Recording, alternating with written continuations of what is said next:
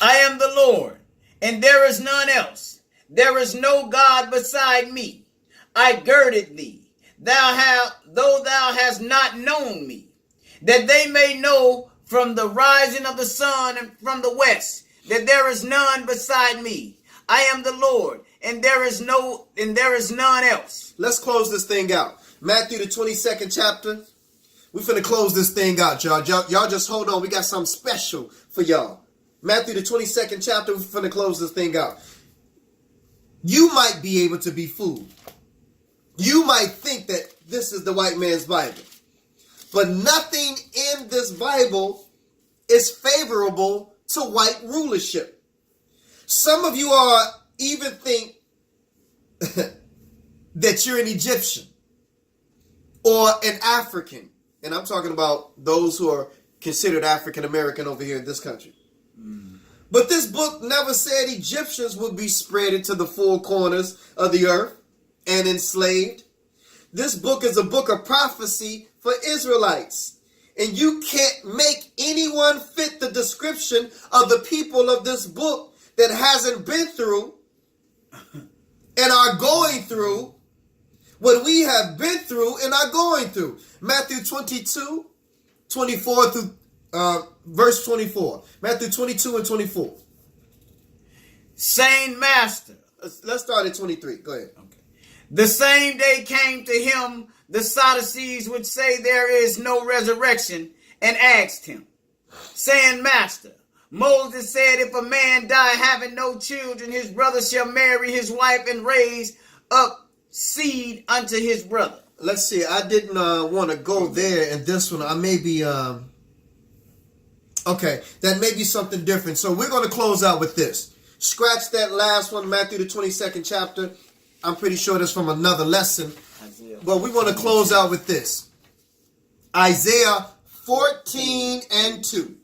Now, this is what you call knocking the ball out the park, brothers and sisters. We have loaded the bases with this lesson. The only thing left to do is to hit the grand slam. Isaiah 14 and 2. Is this the white man's Bible? Written by white people to control the world. If it was, would he put this in his book? Isaiah 14, verse 2. Go ahead, read, Brother Messi. And the people shall take them and bring them to their place. And the house of Israel shall possess them in the land of the Lord for servants and handmaids. And they shall take them captives, whose captives they were. And they shall rule over their oppressors. We're going to rule over our oppressors. We're going to take those captives who we were once captives of, brothers and sisters. And I know some of you all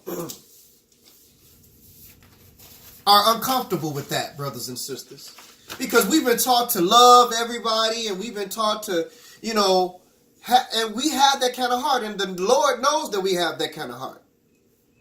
That's why when we're ruling over white people, and when we're ruling over other nations, and when we're ruling over our former oppressors and our former slave masters, we're not going to treat them like they treated us.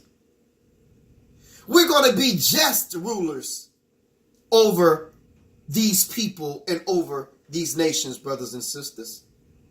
So no, the white man would have not put in his own book that we would be ruling over him at the end of days, brothers and sisters.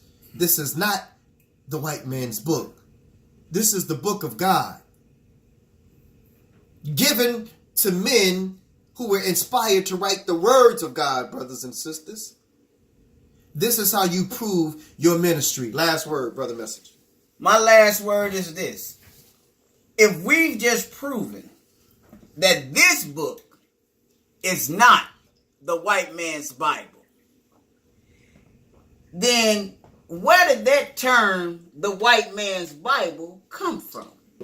Maybe it came from the book that is entitled The White Man's Bible. Mm-hmm. And it says, the author is Ben Klassen.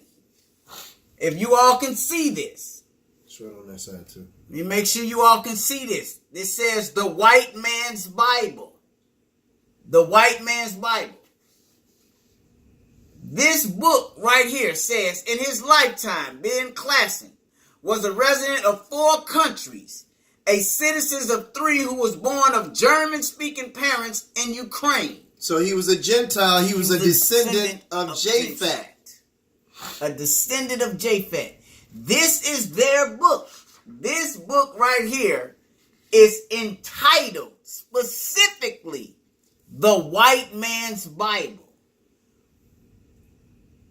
Man,